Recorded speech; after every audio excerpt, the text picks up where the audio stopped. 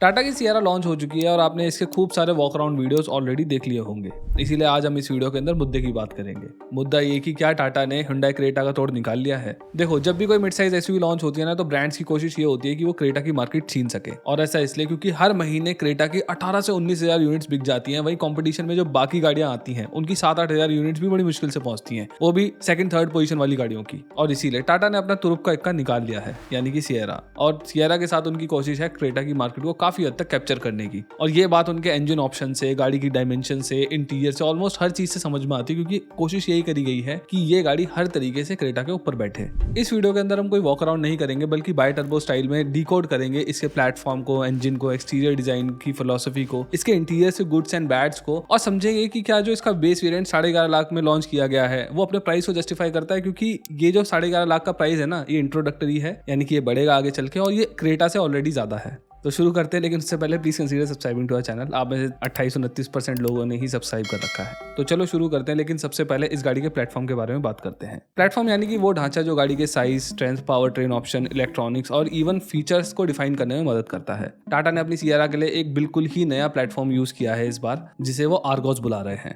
टाटा ने बताया कि ये platform all wheel drive ready है। इंटीरियर जो स्पेस है वो काफी ज्यादा मैक्सिमाइज हुआ है। मल्टीपल बॉडी स्टाइल में ये बनाया जा सकता है और मल्टीपल एनर्जीज को सपोर्ट करता है, यानी कि पेट्रोल, डीजल, सीएनजी और इवन हाइब्रिड। बाकी चीजों पर मैं थोड़ी देर में आता हूं, लेकिन 2 वर्ड सुन के मेरे कान खड़े हो गए, और वो हैं हाइब्रिड और ऑल व्हील ड्राइव। तो क्या ये गाड़ी ऑल व्हील ड्राइव के साथ भी आ रही है? कई लोगों ने सवाल भी पूछा था कम्युनिटी पोस्ट में। देखो, टाटा ने बेशक इसके जो प्लेटफॉर्म है उसको कैपेबल बनाया है कि ये ऑल व्हील ड्राइव को भी सपोर्ट कर सके, और उन्होंने कुछ हिंट भी दिए थे लॉन्च इवेंट के अंदर। लेकिन फिलहाल ऑल व्हील ड्राइव नहीं आ रहा है, और कब आएगा उसके बारे में बताया भी नहीं गया है। लेकिन अगर हम हाइब्रिड की बात करें तो यहाँ पर मैं अनश्योर हूँ कि वो हाइब्रिड की पावर ट्रेन लेकर भी आएंगे कि नहीं। डेफिनेटली इनका ये जो प्लेटफॉर्म है हाइब्रिड को सपोर्ट कर सकता है, लेकिन हाइब्रिड सिस्टम्स को बनाना बहुत ज्यादा महंगा है और बहुत ज्यादा टाइम लगता है इसके अंदर। और अभी तक हम ये नहीं जानते हैं कि टाटा ने हाइब्रिड्स के ऊपर काम करना स्टार्ट करा भी है या नहीं, क्योंकि जो उनकी इलेक्ट्रिक व्हीकल्स को लेकर पूरी की पूरी फिलॉसफी है वो बहुत ज्यादा स्ट्रांग है। वो इलेक्ट्रिक व्हीकल्स पर बहुत ज्यादा बुलिश है। अच्छा, इन 2 पॉइंट्स के अलावा अगर हम सियरा के प्लेटफॉर्म को ध्यान से समझे तो ये अपने सेगमेंट की बाकी गाड़ियों को पीछे करती हुई दिखाई देती है, स्पेशली डायमेंशंस की अगर हम बात करें तो। जैसे सबसे पहले हम सियरा की डायमेंशन को कंपेयर करते हैं बाकी गाड़ियों से। इस गाड़ी के अंदर आपको 4340 mm की लेंथ मिलती है, 1841 mm की विड्थ मिलती है, 1715 mm की हाइट मिलती है और 2730 mm का व्हील बेस मिलता है। इसकी जो ग्राउंड क्लियरेंस है वो भी काफी ज्यादा है एट 205 mm।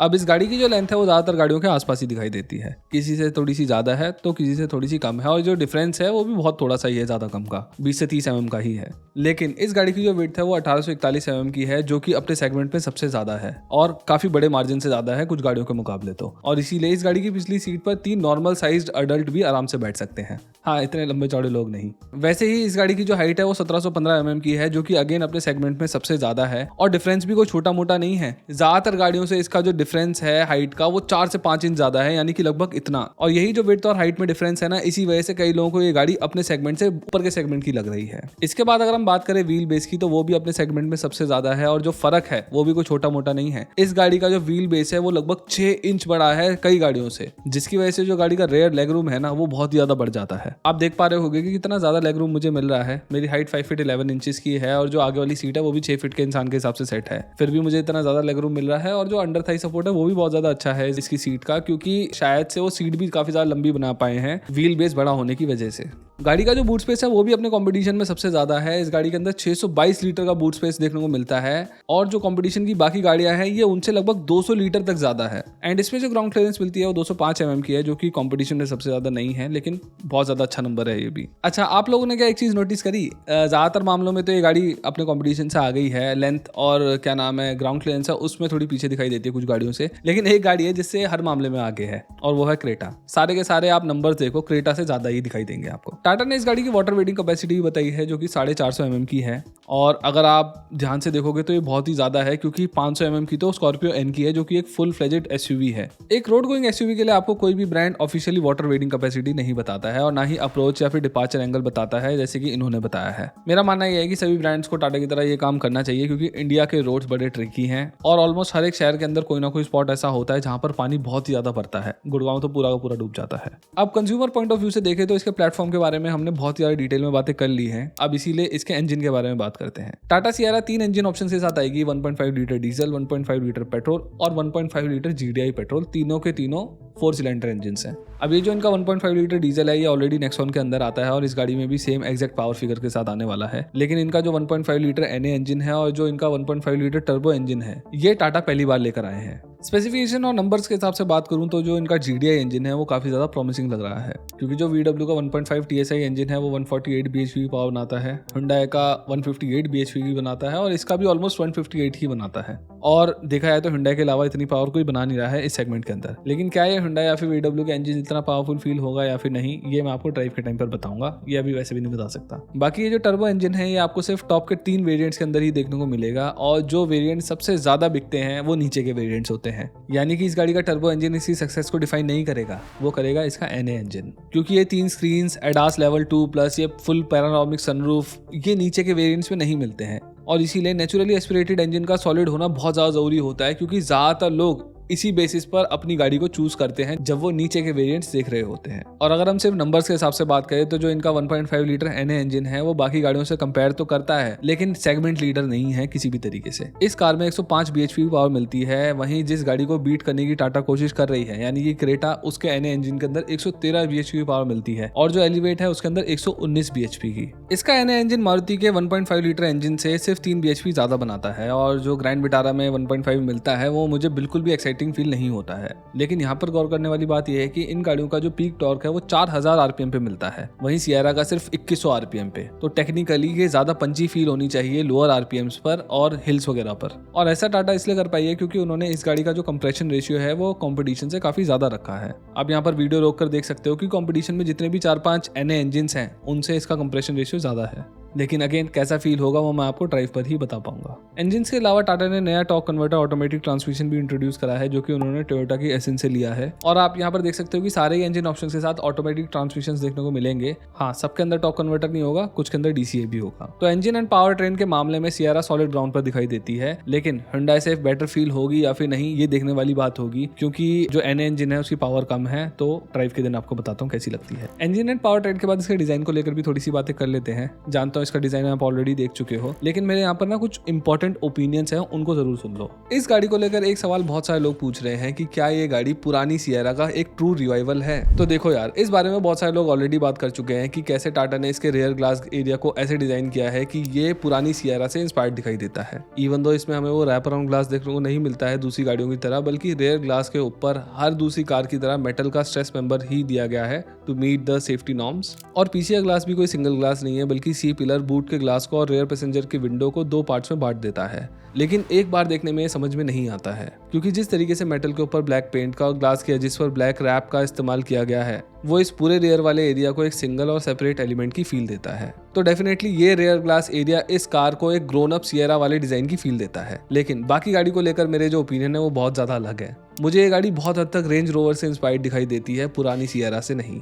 पुरानी सियारा एक बुच लुक वाली बॉडी ऑन फ्रेम SUV थी। ये गाड़ी भी टॉल है, लेकिन इसके लुक्स मुझे उतने ज्यादा मस्कुलिन दिखाई नहीं देते हैं। ये more of sleek looking and sophisticated design को कैरी करती है, जैसा कि हमें रेंज रोवर्स में देखने को मिलता है। डिफेंडर नहीं, रेंज रोवर। हाँ, कई सारे लोग इसे डिफेंडर से इंस्पायर्ड बता रहे हैं, लेकिन ये मुझे डिफेंडर से नहीं रेंज रोवर से इंस्पायर्ड दिखाई देती है। क्योंकि चाहे ये हुड की ओपनिंग वाली लाइन्स हो जो कि रेंज रोवर से इंस्पायर्ड दिखाई देती है, चाहे ये फ्लश डोर हैंडल्स हो, या फिर चाहे ये पूरा का पूरा डिजाइन हो जो कि बहुत ज्यादा स्ट्रीमलाइंड है जैसे कि रेंज रोवर में हमारे को दिखाई देता है। और इस गाड़ी की जो टेल लाइट्स है ना वो भी बहुत ज्यादा स्लीक रखी गई हैं, जैसे कि हमें रेंज रोवर फैमिली की कार्स के अंदर देखने को मिलती हैं। टाटा ने इस गाड़ी के अंदर काफी बड़े 19 इंच के व्हील्स भी दिए हैं, जिस वजह से इस गाड़ी के जो साइड प्रोपोर्शंस हैं वो बहुत ज्यादा बैलेंस दिखाई देते हैं, वैसे ही जैसे कि हमारे को यूरोप के अंदर बिकने वाली गाड़ियों के दिखाई देते हैं। टाटा ने इस गाड़ी के डिजाइन के साथ ये कोशिश करी है कि इस गाड़ी का डिजाइन मॉडर्न, स्लीक और अनक्लटर्ड दिखाई दे। और यही जो अनक्लटर्ड डिजाइन है ना, इसको गाड़ी के फ्रंट में और रेयर में भी कैरी करा है इस गाड़ी की DRLs के साथ। अगर आप इस गाड़ी को ध्यान से देखोगे ना आगे से, तो आपका जो इसका पूरा का पूरा DRL का मॉड्यूल है जिसमें इंडिकेटर भी इंक्लूडेड है, वो पूरा का पूरा एक ही दिखाई देगा, लेफ्ट टू राइट, इसमें कोई भी कट नहीं है। और ऐसे ही अगर आप इसकी रेयर टेल लाइट को देखोगे ना, तो वो भी सिंगल LED बार है जो कि लेफ्ट टू राइट चलती है और इसी के अंदर इंडिकेटर्स इंक्लूडेड है। और ये जो चीज है ना, ये मैंने अभी तक पर्सनली किसी भी गाड़ी के अंदर देखी नहीं है जो इंडिया के अंदर बिक रही है। और टाटा वाले ने शायद से ऐसा इसलिए करा होगा कि अगर वो ट्रेडिशनली 3 पीसीस के अंदर इनको बनाते, जैसे वो खुद भी करते हैं और बाकी ब्रांड्स भी करते हैं, यानी कि लेफ्ट राइट की लाइट्स अलग और बीच की बार अलग,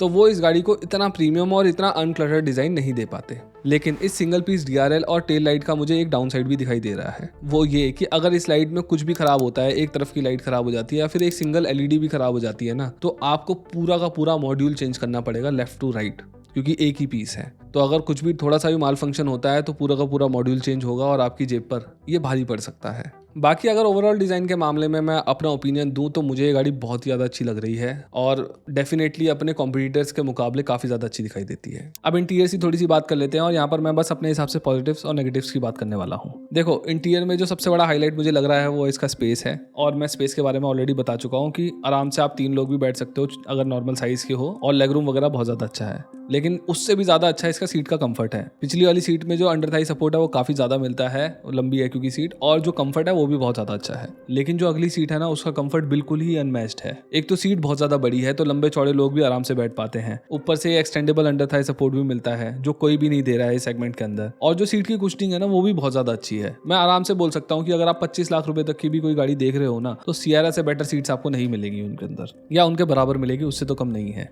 अच्छा, ये जो इसका कंफर्ट है ना, इसका आर्मरेस्ट इसको और भी ज़्यादा बढ़ा देता है, क्योंकि इसके अंदर टाटा ने फ्लोटिंग स्टाइल सेंटर कंसोल दिया है जो कि काफी ज्यादा रेज्ड है। वरना बाकी गाड़ियों के अंदर आपको इतनी हाइट पर सिर्फ आर्म रेस्ट ही देखने को मिलता है, लेकिन यहाँ पर पूरा का पूरा सेंटर कंसोल ही इतनी हाइट पर है। और इससे होता यह है कि आप अपने हाथ को रेस्टिंग पोजीशन पे रखते हुए भी गियर चेंज कर सकते हो, आपको हाथ को हिलाना भी नहीं पड़ेगा, और इससे कंफर्ट बहुत ही ज्यादा बढ़ जाता है। ये ऑलमोस्ट वैसे ही फील होता है जैसे कि इनोवा के अंदर चेयर इंटीग्रेटेड आर्म रेस्ट होता है ना, या फिर टाटा सफारी के अंदर होता है, जिनमें बहुत ही ज्यादा कंफर्ट मिलता है आपकी आर्म्स को, वैसा ही।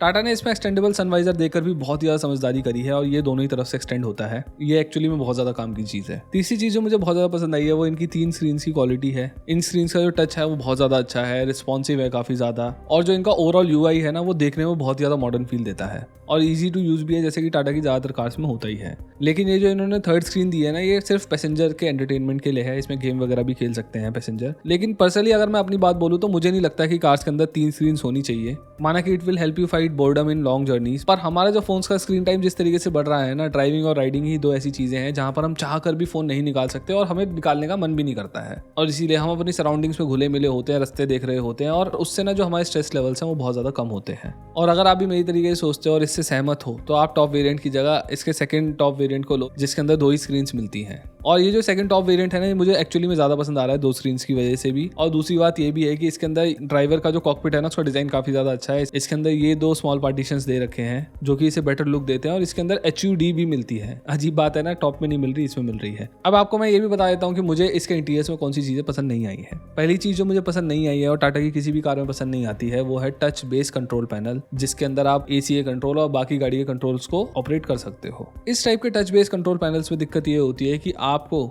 ड्राइविंग से नजर हटाकर इसको यूज करना पड़ता है। मेरी गाड़ी में भी टच बेस कंट्रोल पैनल ही मिलता है और आज तक भी मैं सड़क से नजर हटाए बिना इसको यूज नहीं कर पाया हूँ। ये डेफिनेटली एक बड़ा कारण बनता है डिस्ट्रैक्शन का। और जो टाटा की सियरा है उसमें तो कंट्रोल्स भी बहुत सारे दे रखे हैं इस टच पैनल के अंदर। यहाँ कंफ्यूजन और बढ़ेगी और आपको और ज्यादा टाइम लगेगा इसको ऑपरेट करने में। इस मामले में मुझे क्रेटा, एलिवेट और ग्रैंड विटारा जैसी गाड़ियां काफी ज्यादा पसंद है। उनके अंदर आपको प्रॉपर बटन देखने को मिलते हैं। इसके अलावा जो इसका स्टीयरिंग व्हील है उसमें भी आपको बटन इस टाइप के मिलते हैं, इंडिविजुअल बटन नहीं मिलते हैं, और एक बार के लिए इनको यूज करने में भी आपको सड़क से नजर हटानी पड़ती है। तीसरी चीज जो मुझे पसंद नहीं आ रही है वो है इसके मिरर कंट्रोल्स। यहाँ पर भी आपको स्टीयरिंग स्टाइल के बटन ही देखने को मिलते हैं, उन्हीं को रेप्लिकेट किया गया है यहाँ पर भी। और अगर आप डोर को यहाँ से पकड़कर खींचते हो तो ये बटन अपने आप दब जाता है और शीशा अपने आप बंद हो जाता है कभी कभार, और ये ना मुझे थोड़ा सा फ्लिमजी भी फील हो रहा है। तो यहाँ पर काम करने की जरूरत है डेफिनेटली, फ्लिमजी तो ना हो कम से कम। लास्टली हम बेस वेरिएंट के प्राइस की बात कर लेते हैं। टाटा ने कोशिश करी है कि बेस वेरिएंट के अंदर ही आपको ज्यादातर काम के और अपमार्केट फीचर्स दे दिए जाएं। इनमें कई फीचर्स ऐसे हैं जो यूजुअली आपको बाकी ब्रांड्स की गाड़ियों के बेस वेरिएंट में तो बिल्कुल भी देखने को नहीं मिलते।